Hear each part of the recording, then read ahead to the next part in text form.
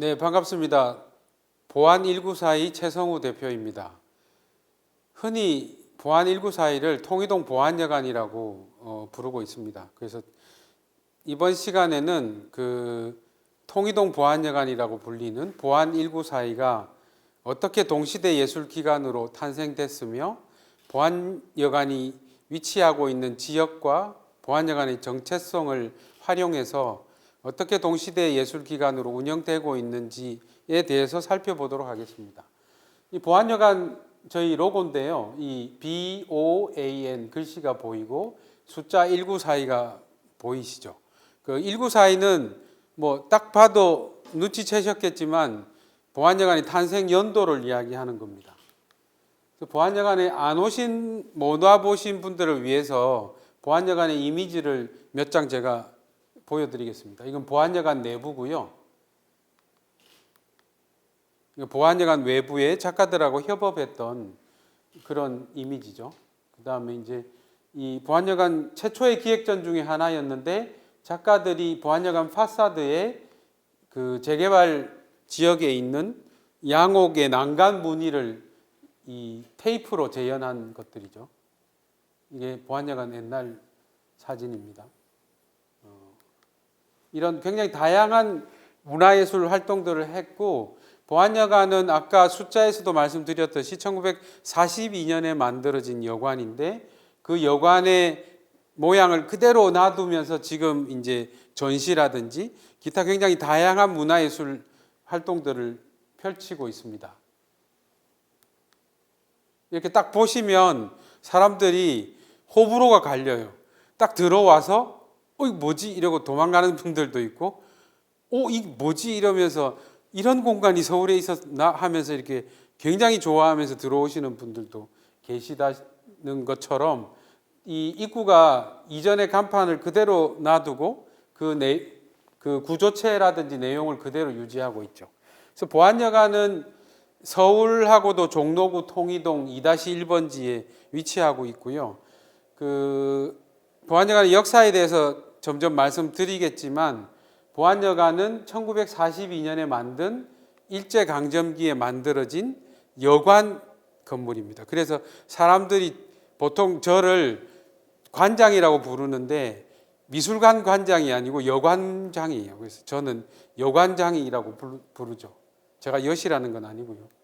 그래서 이제 이 보안여관의 내부의 구조물과 형태를 저희들이 다 실측 조사해 가지고 이런 기록을 했고, 보안여관의 역사를 간략하게 훑어보면 보안여관이 아까 1942라고 말씀드렸는데 1942년에 만들어졌지만 그 집원은 조선 말기부터 있었던 집원들이에요. 그래서 이렇게 수많은 사람들의 주인이 바뀌어가면서 보안여관의 역사가 이루어졌고, 일본 분들, 한국 분들이 섞여 있는 여러 가지 형태들이 있습니다.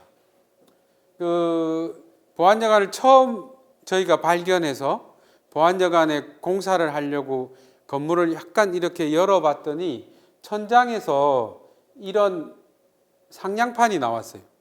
그 상냥판의 기록을 읽어보니까 보안여관은 누구나 딱 들어오면 이거는 일제강점기에 지어져서 이식 건물이다라고 말하는데, 실제로 저희들이 상냥판을 열어서 해석을 해봤더니 소화 17년, 그러니까 일본으로 소화 17년이 우리 1942년이거든요.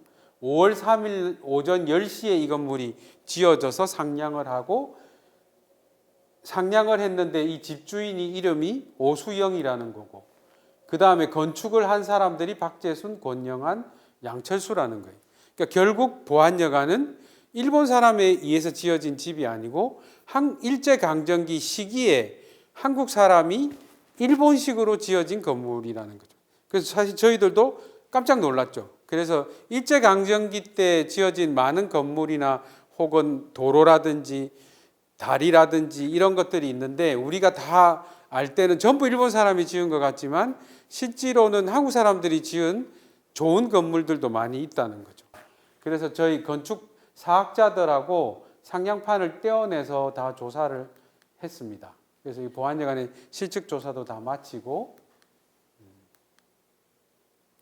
그래서 이제 그 보안여관을 그럼 왜 보안여관을 저 모양 저대로 놔두고 문화예술 공간을 만들었을까? 그것에 대한 이야기를 좀 풀어보도록 하겠습니다.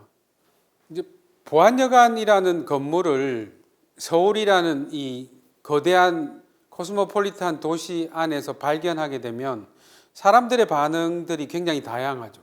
그래서 대부분의 반응 중에 가장 많은 거는 이런 건물이 아직도 서울에 있어요? 이런 거거든요. 그래서 서울이라는 도시, 서울이라는 도시뿐 아니라 세계의 거의 모든 코스모폴리탄적인 거대 도시들은 인간의 욕망을 극대화하고 인간의 욕망을 충족하기 위해서 고능률, 고효율적인 도시로 만들기 위해서 수직적으로 평창하고 수평적으로도 거리를 단축하는 데 능한 도시들이죠. 그 도시 안에서 보안여관 같이 비효율적이고 비능률적인 건물이 있다는 자체부터가 굉장히 의외의 건물인 거죠. 그래서 저희들이 생각하는 것은 이 도시 안에서 속도와 성장과 압축된 효율성을 강조하는 도시 안에서 어떻게 하면 그것에 딴지를 걸 수 있는 그 시간이 다르게 흐르는 공간, 그 공간을 여전히 남겨둬서 여전히 우리에게 효율성이 있고 가능성이 있는 문화 공간으로 만들어 보자는 거였어요. 그러니까 서울이라는 도시는 여러분 잘 아시다시피 서울이라는 도시뿐 아니라 대한민국 전역이라는 땅이 우리의 기억들을 지우는데 굉장히 능숙하죠. 그래서 이전에 우리 60년대, 70년대는 새마을 운동이라 그래가지고 그 시골에 있는 모든 그 초가집을 없애고 지붕을 다 뜯어 고치고 마을길도 넓히고 들으시는 분들 잘 아시겠지만 새마을 노래 있잖아요. 마을길도 넓히고 종소리 땡치면 지붕도 없애고 한다는 그런 새마을 운동에 의해서 한반도 자체가 굉장히 압축적으로 경제 성장을 하게 되죠. 그러면서 한국 현대사의 질곡들이 꼭 그 남한과 북한의 한국 동란이라는 것뿐 아니라 4.3 사태라든지 4.19라든지 한국 현대사의 질곡에서 그 한 민족 내에서 서로 반하게 되는 굉장히 다양한 사건들이 발생하면서 그 사람과 사람 사이의 거리도 멀어지게 되고 사람과 사람들의 대립도 극대화되게 되고 그래서 서로가 서로를 지시하거나 지시를 넘어서서 죽임을 하게 되는 그런 일들까지 생기게 되죠. 그러면서 우리 이 한반도는 기억을 지우는 곳이라고 보면 되는 거죠. 왜냐하면 한반도의 현대사의 질곡이 원체 힘들고 가족끼리, 지역끼리, 사람들끼리의 대립과 분쟁이 심하게 되기 때문에 가능하면 어떤 장소나 공간에 대한 기억을 가지지 않으려고 하는 거죠. 그래서 장소와 공간에 대한 기억을 없애버리려고 했고 그것이 또한 한반도의 경제성장, 고압축 경제성장을 통해서 도시가 급속하게 팽창되면서부터 그런 장소와 공간들이 다 지워지는 거여서 프랑스의 어떤 지리학자가 표현하기를 대한민국은 아파트 공화국이다. 그래서 사실 아파트라는 것 자체가 우리 도시를 나타내는 하나의 키워드처럼 돼버렸는데 사실 이 근대 사회의 하나의 큰 패러다임 중에 하나인 거고 우리가 사는 주거 자체가 생존에 의한 권리를 넘어서서 주거하는 자체도 생산적인 일을 해야 되고 재화를 창출해야 되고 또 신분 상승을 위한 계기가 돼야 되고 사람들의 욕구에 극대화된 충족도 시켜줘야 돼서 도시는 끊임없이 편리성과 효율성을 중심으로 이루어지죠. 그래서 어떤 리차드 플로리다 같은 도시의 승리라는 책을 지은 미국 학자는 도시 안에 아름다운 과거의 흔적들을 보호하는 것도 가치가 있지만 지나치게 도시의 아름다운 흔적과 문화재들을 보호하면 도시의 고효율성, 고밀도와 압축 성장을 방해하는 것이다. 그래서 도시를 저해하는 요소가 된다라고 말을 하죠. 그래서 도시는 우리가 가지고 있는 기억의 장소들을 다 없애버리고 문화재도 없애고 우리가 살았던 집도 다 없애고 그 위에다가 수직적으로 압축 성장할 수 있는 건물들을 지어야만 된다고 주장해서 개발주의자들의 도시가 서울이라는 도시가 됐고 대한민국의 거의 대부분의 도시들이 그렇게 이루어졌는데 과연 그러면 60, 70년대 고압축 경제성장을 통해서 지금 우리가 2020년에 와 있는데 우리는 과연 이 도시 안에서 행복한 삶을 누리고 있을까? 특히나 작년부터 시작된 이 팬데믹 상황에 코로나의 상황을 본다면 사실 코로나는 세계화와 도시화의 질병이에요. 그래서 시골로 갈수록 사실 청정지역이고 도시는 거의 아수라장 같은 데가 되잖아요. 그만큼 도시라는 것이 인구의 밀도가 높고 사람의 접촉도가 좁고 그리고 사람의 이동거리가 빠르기 때문에 팬데믹 상황도 그만큼 빨리 전파될 수밖에 없다는 거죠. 그래서 팬데믹 현상이라는 것은 세계화와 도시화의 질병이다라고 말한 걸로 보더라도 우리 도시가 이렇게 압축 성장하고 고밀도화된 그 결과가 도시공학자들이 말하는 만큼 우리한테 행복 추구를 갖다 줬느냐, 그것은 우리가 다시 질문할 수밖에 없는 오늘날이 된 것 같습니다. 그래서 아파트, 이 서울의 이 수많은 아파트들을 보면 이 우리 소설가 박완서 선생님이 이 아파트들을 줄행랑이라고 불렀어요. 그래서 왜 줄행랑입니까? 선생님한테 여쭤봤더니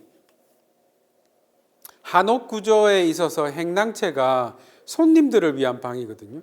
그래서 행랑채가 이렇게 줄줄이 있다고 해서 줄행랑이라고 부르는 거예요. 그러니까 행랑채는 그 자기가 거주하는 공간이 자기가 주인이 아닌 거예요. 손님인 거지. 그러니까 내가 아파트 17평을 살거나 24평을 사는 것은 내가 여기 오랫동안 영원히 거주하겠다라는 것보다는 조금 더 나은 평수를 가기 위한, 조금 더 나은 지역으로 가기 위한 하나의 일시적 거주이기 때문에 손님의 개념이라는 거죠. 그래서 아파트들은 이 전부 손님들이 주인이 아니고, 그래서 이 행랑채가 줄줄이 있는 줄행랑이다라고 말씀을 하셨어요. 그래서 내가 야, 정말 탁월한 그 발견과 안목이시다라고 했습니다. 그 다음에 이제 우리 그 한국뿐 아니라 세계 모든 도시들과 세계 모든 장소들이 그렇지만 과연 한 건물과 한 장소는 그 지역과 자기들이 하는 정체성을 제대로 표현하고 있는가에 대한 질문을 던질 수밖에 없는데, 예를 들면 이 지금 한국의 대학교 본관 건물이 지금 두 개가 제가 보여드리고 있는데, 왼쪽은 제가 졸업한 대학이 어딘지는 말씀을 안 하겠지만 내가 졸업한 대학이고, 오른쪽은 내가 졸업한 대학이 옆에 있는 대학인데, 이 대학의 본관 건물은 사실 대학의 본관 그러면 심장과 같은 곳이잖아요. 그럼 대학은 우리 한 국가의 또 심장과 같은 곳이잖아요. 미래 세대를 교육시키고 민족의 정체성을 알려주고 그 우리의 정체성을 어떻게 내일로 전하고 확장시켜야 되는지를 연구하고 공부하는 곳이 대학인데, 그 대학의 본관 건물이 이게 파르테논 신전도 아니고 고딕 건물도 아니고 아테네 건물도 아니고 게다가 이게 대리석도 아니고 전부 시멘트예요. 뭐 예를 들면 이런 식으로 그 한 장소가 그 장소가 원하는 정체성을 과연 가지고 있을까라는 고민들을 많이 하고 있습니다. 이제 한반도의 현대 역사 속에서 장소와 공간이 어떻게 없어지고 지워지고 멸실되어 가는지에 대한 이야기를 했고, 그 다음에 장소와 공간이 어떻게 우리의 정체성을 나타낼 수 있을까라는 고민 지점에 대해서 이야기를 했는데, 뭐 질 딜레즈 같은 프랑스 철학자는 한 사람의 소멸은 세계의 소멸과 같다 이런 말을 했거든요. 결국 무슨 말이냐면 한 사람이 평생을 살다가 돌아가시면 우리 한국에도 그런 말이 있지만 박물관 하나가 사라지는 거하고 같다라는 그런 말을 했거든요. 그것처럼 하나의 장소는 기억을 담는 그릇 같은 곳이에요. 그래서 장소가 없어진다는 것은 그 장소가 담고 있는 오랫동안 시간과 기억이 없어진다는 거예요. 그래서 장소가 하나가 소멸된다는 것은 그 도시 안에 있었던 그 기억이 없어지고 그 기억 속에 있는 사람들의 역사와 시간이 없어진다는 이야기인 거죠. 그래서 도시에서의 장소성은 굉장히 중요한 거라고 저는 생각을 합니다. 그래서 시간과 장소는 단순히 도시 안에서 흘러가는 것이 아니고 분명히 사회적 가치를 가지고 있고, 장소라는 것은 그것이 개인의 소유이든 지자체의 소유이든 뭐 시유지이든 국유지이든지 간에 어쨌든 사회 공공재적인 역할을 하고 있다는 거예요.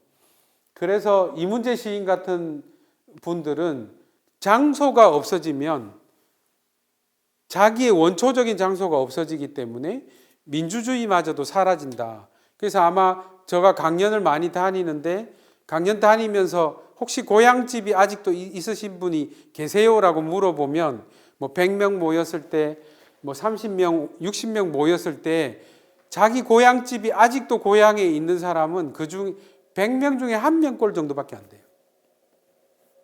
그러니까 그만큼 한국이 고밀도 압축 성장을 하면서 모든 장소들이 많이 지워졌다는 것이고, 장소가 지워진다는 것은 조금 전에 말씀드렸듯이 자기의 기억이 지워진다는 것이고, 기억이 지워진다는 것은 그만큼 사람이 헛헛해지는 거죠.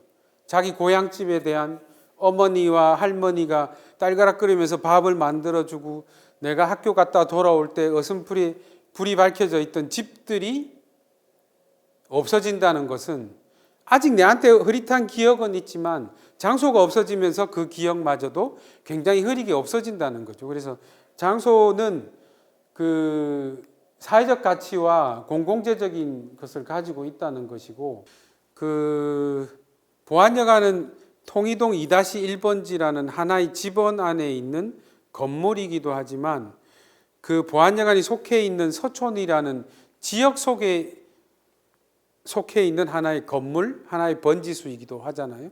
그래서 보안여관의 정체성을 알기 위해서는 이 지역의 정체성을 알아야 되는데, 이 지역이 그 서촌이라는 곳입니다. 요즘 뭐 저희들이 2007년에 처음 보안여관을 발견하고 문화예술 공간으로 만들었을 당시는 서촌이 전혀 거의 알려지지 않았는데 지금은 서촌을 많이들 아시고 많이들 찾아오시고 굉장히 뭐 힙한 공간이 되었죠. 그래서 이 서촌은 여기가 지금 경복궁이고 여기가 인왕산이죠.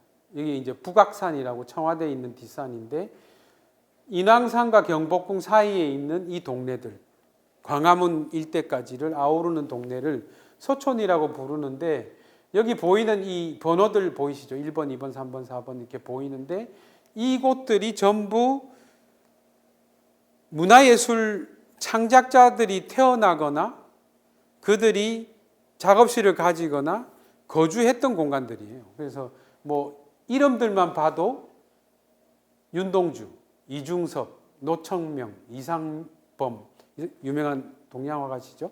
그 다음에 여기는 없지만 뭐 이상의 집도 여기 있었고 청경자 선생님 집도 있었고, 그러니까 서촌은 어떻게 보면 그 근대 한국의 문화예술을 다 탄생시킨 곳이라고 보면 되죠. 왜냐하면 여기 시각예술과 문학과 그 다음에 조금 더 저쪽 뒤에 가면 노천명 가옥도 있기 때문에 음악과 이런 것들이 다 태어난 곳이고,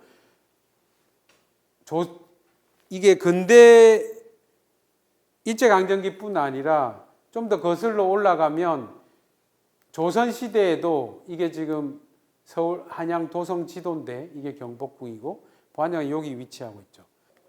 그래서 보안여관의 이제 지역 안에 있는 보안여관의 조금 더 미시적 역사에 대해서 잠시 말씀을 드리면, 보안여관은 아까 말씀드린 1942년에 만들어졌고 1942년에 서종주, 김동리, 함영수 선생님 같은 이런 시인들이 지금처럼 이분들이 알려진 시인이 아니었고 1942년에는 그야말로 문학 청년이죠. 시골에서 올라와서 내일도 모르는 전혀 알려지지 않는 젊은 예술가였던 이런 분들이 보안여관에서 모여서 서로 이야기를 나누고 청운의 꿈을 꿈고 문학의 꿈을 실현했던 곳이죠. 그래서 보안여관에서 시인부락이라는 그 문학 동인지를 만들었어요. 그거는 저희들이 나중에 자료를 조사하다가 알게 됐는데 서정주 선생님이 나는 1942년 통이동 보안여관에서 함영수, 김동리, 김달진 등과 함께 시인부락을 만들었다라고 자기 자서전에 이렇게 두 줄로 적어 놓은 거죠. 그게 보안여관의 사실 그 히스토리컬 역사입니다. 그래서 이 밑에 숫자가 보안여관이 굉장히 중요한데 1942년에 이제 만들어졌고 실제로 2004년까지 거의 70년 정도까지 실제 여관으로 움직일 거죠. 그래서 이 보안여관 안에 방이 13개 있는데 여관이 아무리 잘 안 돼서 하루에 5명만 묵었다고 하더라도 5 곱하기 365 곱하기 70 이러면 어마어마한 숫자가 나와요. 그래서 이 보안여관 저희가 공사하다가 숙박계를 찾아냈는데 이게 아마 1980년도 정도 숙박계래요. 그래서 하루에 8,000원이라고 나와 있어요. 그 다음에 시간으로는 5,000원. 이상이 숫자가 안 맞아. 한 시간에는 5,000원인데 하루 자는데 8,000원이야. 요즘 말하는 소위 말하는 대실이라는 거겠죠. 그래서 사실 2007년에 제가 보안여관을 만났는데 1942년부터 2004년까지 역사를 아무도 모르는 거죠. 누가 왔다가 자고 갔는지 어떤 손님이 왔는지 숙박계가 있었던 것은 아니고 이 숙박 요금표만 찾았으니까 그래서 2007년부터 저희가 보안여관 역사를 찾기 시작을 해요. 그래서 이게 저희가 문화예술 공간을 이렇게 만들고 있다 보니까 지나가는 사람들이 들어와서 나 여기 잤었는데 여기 내 아는 사람들이 잤었는데 우리 여기 저 촬영 오신 분도 우리 고모님이 우리 보안여관 주인이었는데 이런 사람들 계속 만나게 되는 거예요. 그러면서 이제 보안여관의 역사에 대한 이야기를 계속 듣게 되는데 정말 많은 분들을 만났거든요. 제가 보안여관을 13년 동안 하면서 그 중에 한 분만 딱 말씀을 드리면 이분은 부산영화제 조직위원장 하시던 김동호 위원장님이세요. 근데 이분이 보안여관에 오시더니 최 대표 나 여기 잤어. 그래서 아니 위원장님이 왜 여관에서 주무셨어요? 이랬더니 자기가 처음에 공무원이 돼서 했던 게 문화공보처래요. 지금 문화체육부죠. 그게 지금 보안여관 바로 길 건너에 창성동 종합청사 그 자리예요. 거기서 첫 근무를 하면서 자기가 박정희 대통령 연설 원고를 썼대요. 처음에. 그래서 연설 원고를 쓰다가 그때는 통금이 있었으니까 통금이 되면 원고를 들고 보안여관 와서 자면서 원고를 추가를 쓴 거예요. 그래서 이 김동호 위원장님 말씀은 보안여관은 한국 근대화와 경제개발의 모든 스피치가 쓰여진 곳이기 때문에 그 한국 근대화의 산실이라는 거예요. 그래서 갑자기 내가 머리가 멍해지면서 근대화의 산실은 전 잘 모르겠고 아무튼 이런 굉장히 다양한 분들이 이 보안여관이라는 곳을 이용을 했다는 거죠. 단순히 서정주, 김동리, 김달진 같은 문학 청년들만 이용을 했던 곳이 아니고 그래서 보안여관 이 숙박계가 너무 재밌죠. 그래서 2007년에 저희가 보안여관을 발견했을 당시는 이게 보안여관 그 옆에 이런 양옥 건물이 있었고 한옥이 있었습니다. 그래서 처음에 샀을 당시에 저희가 보안여관을 발견했을 때 당시의 모습이에요.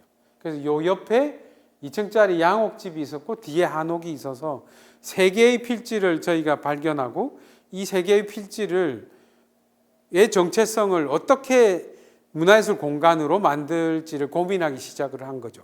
그 고민의 배경은 지금까지 쭉 말씀드렸던 지역과 장소와 시간과 역사의 기억들을 그것을 바탕으로 해서 과거를 소환해서 현대에도 여전히 유용하고 효용 가능성이 있는 동시대 예술기관으로 탄생을 시켜보자라고 해서 통이동 보안여관 보안 1942로 저희가 브랜드를 만들어서 그것을 바탕으로 해서 문화예술 공간을 만들기 시작을 했죠.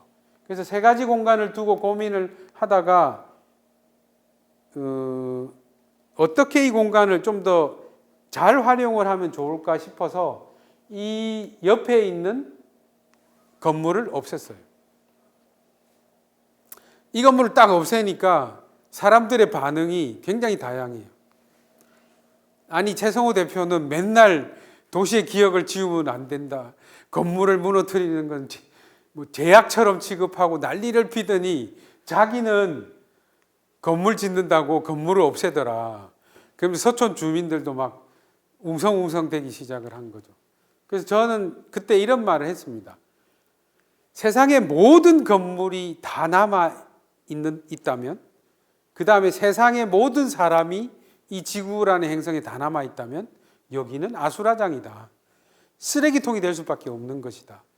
선택적인 뭔가를 없앤다는 것은 굉장히 신중하고 조심스러운 행위지만 없애지 않으면 이 지구라는 행성은 존재할 수가 없고, 그렇다고 아무 의미 없고 고능률 고압축 성장을 위해서 무조건 다 없애는 것은 반대하지만 부분적으로 없애서 그 지역의 장소와 기억을 더 효율적 있게 드러내는 것은 좋은 것이다 라고 해서 저희가 아까 그 세 필지 중에서 굉장히 오랫동안 고민을 하다가 사실 몇 년을 설계를 했거든요.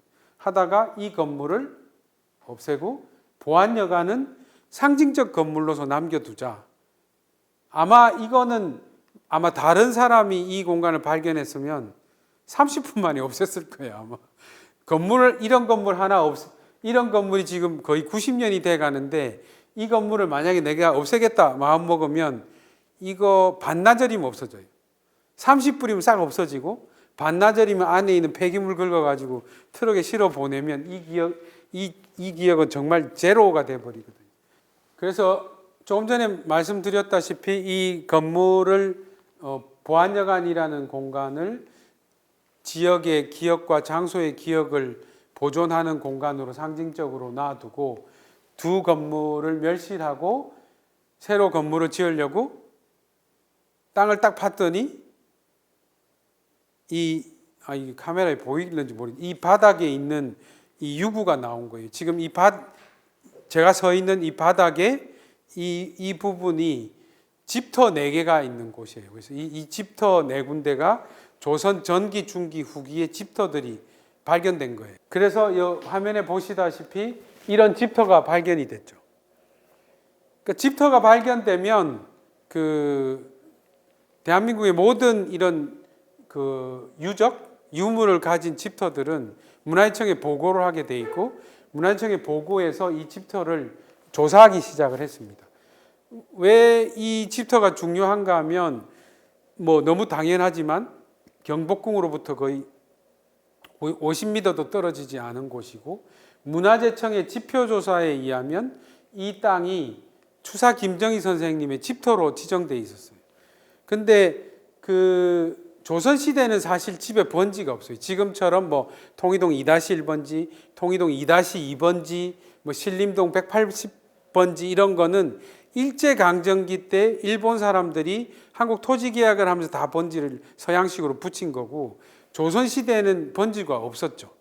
옛날에 정약용 선생님이 해남에 유배를 가셔서 서울에 있는 추사 김정희 선생한테 편지를 써서 보내면 편지를 써가지고 경복궁 영추문 앞에 백송이라고 큰 소나무가 있는데 소나무 있는 옆집에 사는 김정희 대감님한테 편지를 전해줘라 라고 했지 통이동 2-1번지 갖고 배달해주라는 우편 배달부가 없었잖아요.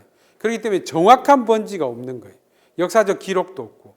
그래서 여기서 발견되는 유물을 가지고 나는이라는 건 추상 김정희는 나는 여기서 살았다라고 하는 정확한 흔적이 나와야 되는데 문화재청에서는 엄청 그걸 기대했죠. 드디어 땅을 파게 됐는데 통이동 2-1번지에 추사 김정희 선생님의 유구가 나와야 되는 건데 사실 직접적인 유구가 하나도 안 나온 거예요. 그래서 지표조사상으로는 추사 김정희 선생님의 집터이지만 이게 추사 김정희 선생님의 집터라는 명확한 근거는 없지만 우리가 추정해 볼 뿐인 거죠. 이 일대가 추사 김정희 선생님의 집터다 해서 보안여관은 어쩔 수 없이 조선시대의 기억을 땅에 묻지 못하고 지금 지하 2층에 이렇게 옮겨서 누구든지 볼 수 있게끔 일반인한테 공개해서 조선시대의 집터는 이렇다라는 것을 이제 보여주게 된 거죠. 그래서 이제 조선시대 집터까지 발견이 된 거예요. 그래서 이렇게 지표 조사를 하고 문화재청 조사를 했는데 문화재청에서 그러면 이게 혹시 추사 김정희 선생의 집터일 수도 있으니 보안여관은 지하를 못 판다. 고 이제 공문을 보내와서 저희들이 이제 어떤 문화예술 공간을 만들어야 될지 굉장히 깊이 고민을 하면서 작가들하고 이렇게 땅을 파놓고 3년 동안 건물은 못 짓고 놀았어요. 그래서 풀장도 갖다 놓고 풀장에서 막 이렇게 놀고 이 작가는 그 인공위성 쏘아서 유명해진 송호준이라는 작가인데 송호준 작가가 뭐 사람들 불러가지고 놀다 공사 허가는 안 나오니까 음악 페스티벌도 하고 가수들 불러가지고 춤추고 놀기도 하고 그러니까 하도 땅이 안 파지니까 작가들이 와서 꽃갱이로 파줄까라고 파기도 하고 뭐 이런저런 일련의 과정이 5년을 거치면서 이런 설계를 하고 문화재청에다가 우리는 이런 문화예술 공간을 만들고 이 보안여관을 계속 보존한다는 조건으로 이 유구를 지하에다가 옮겨서 일반 대중한테 공개하는 조건으로 저희가 옆 지하를 파고 새로운 건물을 짓게 되었죠. 그래서 이제 이 구 보안여관 옆에 새로운 보안여관이 이제 벽돌 건물로 이분이 형님이고 이분은 동생이죠. 보통은 이분이 형님이고 이분이 동생이라고 생각하는데 우리는 여전히 이분이 주인공, 보안여관이 주인공이고 이분은 이것을 보조하는 역할의 건물이라고 생각하고 있습니다. 그래서 지상 4층, 지하 3층에 그 벽돌 건물을 지었습니다. 그래서 지금 보시다시피 이런 건물이 탄생을 했습니다. 그래서 문화예술 공간을 그러면 어떻게 만들어야 될까? 문화예술 공간을 어떻게 입안해서 문화예술 공간이 나아가고자 하는 정체성을 거기에 담을까라는 그 고민을 굉장히 많이 했죠. 그 땅을 못 파는 기간 동안에 더 많이 하게 되었고, 그래서 이 공간이 어떤 컨셉으로 만들어지는지에 대해서 좀 설명을 하도록 하겠습니다. 이 공간은 오른쪽에 이제 구 보안여관이 있고 위에 3, 4층은 보안스테이라는 여관인데 여관이니까 우리도 여관하자고 농담처럼 말하다가 진짜 여관하는 게 되는 거예요. 그래서 제가 이제 진짜 여관 주인이 된 거죠. 여관장이 아니고 진짜 여관 주인이에요. 그 다음에 2층에는 책방을 넣자. 왜냐하면 모든 문화의 베이스는 텍스트잖아요. 그게 미술이든 음악이든 무용이든 간에 모든 걸 텍스트로 베이스하는 거기 때문에 이 중간에는 책방이 있어야 된다고 저는 생각을 했습니다. 책방이 있어야 되고 1층은 카페가 있습니다. 카페가 있고 그 자세한 내용에 대해서는 나중에 또 설명이 될 거고 이 아트스페이스 1, 아트스페이스 2는 이제 전시장이고 지금 내가 강연하고 있는 이곳이 보안클럽이라는 공간입니다. 그래서 처음에 이 공간을 만들 때 그러면 어떤 베이스로 만들어야 될까 생각을 한 건데 가장 근본적인 베이스는 아까 서두에 계속 말씀드린 이 장소의 정체성, 장소의 이야기들을 소환해서 오늘날의 동시대도 여전히 유효성 있는 이야기로 만들어 가자. 그 다음에 그것이 지역 베이스의 이야기로 만들어 가자라는 게 당연히 첫 번째였고 우리 개별 공간의 브랜딩을 어떻게 해야 되는지에 대한 고민은 그래서 제가 5가지 키워드를 만들었어요. 그래서 read, see, sleep, eat, work 이렇게 해서 이게 어떻게 보면 인간이 문화적으로 발현하는 그 행동들을 축약시키던 단어들이죠. 읽는다는 것은 책을 말하는 거고 그게 이제 책방이 됐고, 본다는 것은 이제 전시 공간이 되어서 구간하고 지하 1층이 됐고, 그 다음에 슬립은 자야 되잖아요, 우리. 자야 되니까 그 공간이 이제 여관이 보안 스테이 3, 4층이 됐고, 그 다음에 먹어야 되니까. 그래서 이트 공간은 이 1층의 카페와 이 지하 공간이 저희가 술집도 하고 뭐 팝업 음식점도 하기 때문에 그랬죠. 그래서 이게 네 가지 인간의 문화적인 혹은 생존적인 행동을 키워드로 해서 공간이 만들어졌고, 그 다음에 워크는 뭐냐? 그래서 사람들이 물어보는데, 워크는 서촌이에요. 그러니까 보안역 안에서 걸어 나가서 확장적으로 서촌을 걷는 거예요. 그래서 저희가 인왕산 투어 프로그램도 있고, 모든 프로그램을 해도 계속 이 지역에 걷는 행위하고 연결을 시키거든요. 보안 194에서 이루어지고 있는 그 다양한 문화예술 프로그램들에 대해서 간단하게 소개하도록 하겠습니다. 이건 사례 중심이어서 좀 빨리 진행하도록 하겠습니다.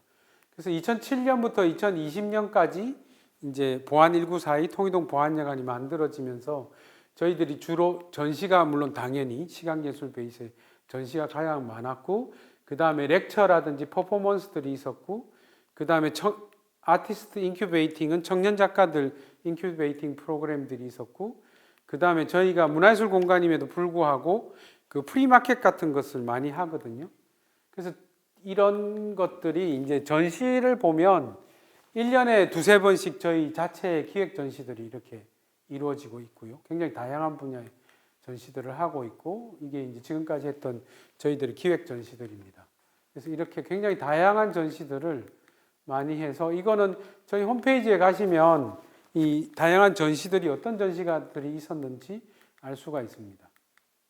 이거는 뭐 한불 수교 기념의 전시에서 저희가 한국 작가 21분을 데리고 프랑스에 가서 제가 기획해서 했던 전시들이고, 이런 전시들, 뭐 살에 관한 전시도 했고, 이거는 한영교류 전시여서 한국 작가 4명을 영국에 있는 노팅엄에 있는 뉴아트 익스체인지라는 곳에 가서 저하고 이 노팅엄 대표죠, 같이 해서 전시 기획해서 만든 것들, 굉장히 다양한 전시들이 있었고, 그 다음에 프로그램은 다른 그 문화예술 공간하고 다르게 저희는 대중 프로그램을 굉장히 많이 하는 편입니다. 그래서 루나 포토 페스티벌 같이 그 서울의 5대 궁 안에서 밤에 12m의 스크린을 걸고 이렇게 포토 페스티벌 사진들을 영상하는 그런 페스티벌도 했었고요.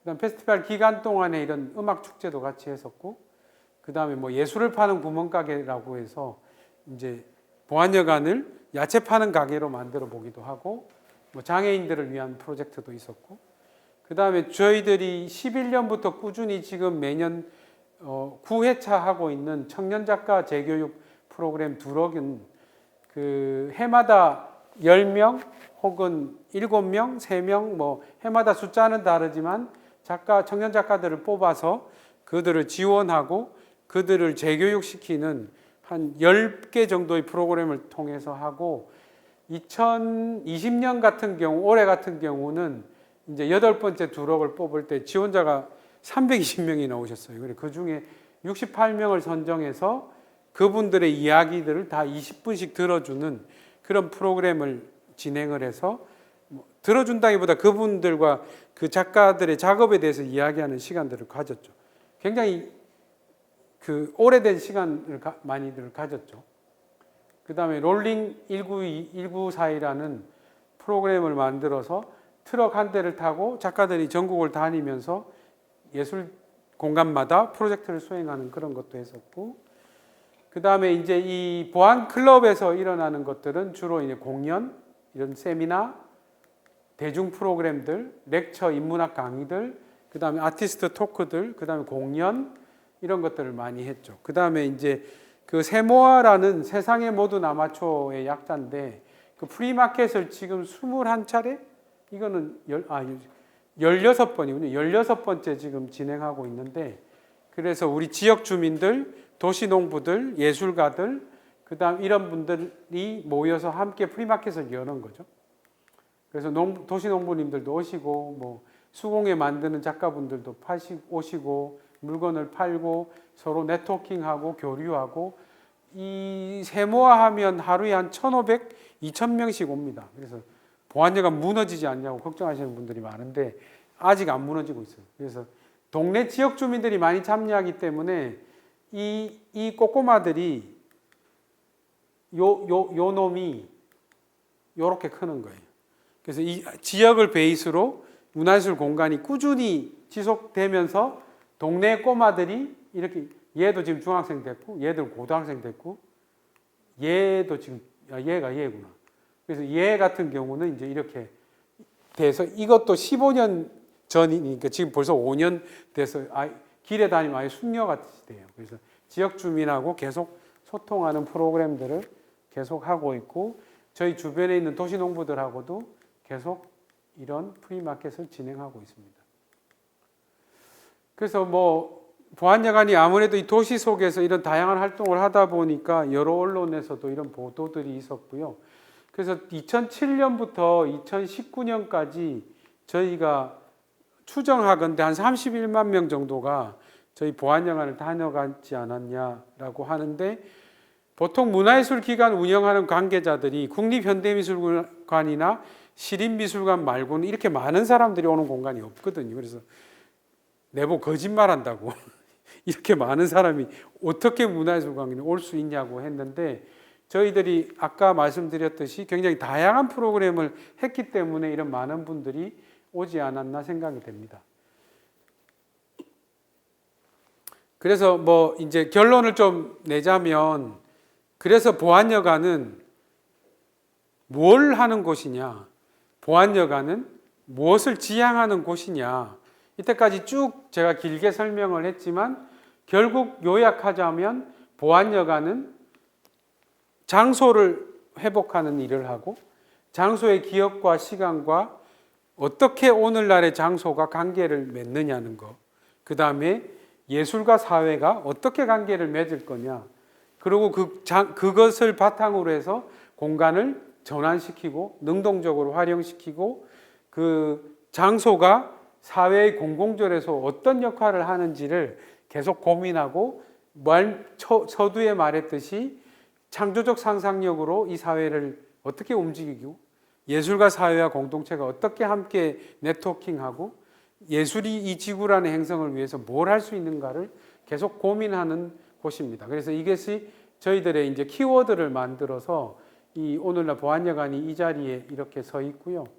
그래서 2019년에 저희가 11주년이 돼서 이제 올해 12년 차, 13년 차 횟수로 맞아 들어가고 있습니다.